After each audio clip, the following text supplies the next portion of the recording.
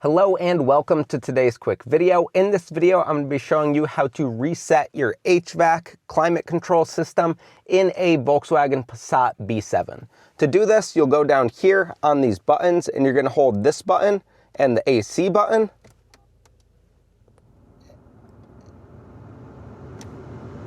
And then you can see those will start flashing. And this is the reset for the system. So right now, if there's a glitch in the system or something slightly out of calibration, this will go through and change that. You could hear it blowing through different vents in the car as that reset is going on. So those will keep flashing, and once they stop, this reset will be complete.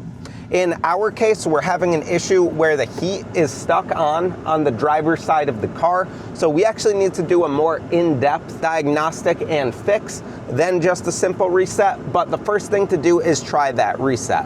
If you're looking for more in-depth diagnostics on your heat being stuck on the driver's side, I'll have a separate video on that. Thanks for watching.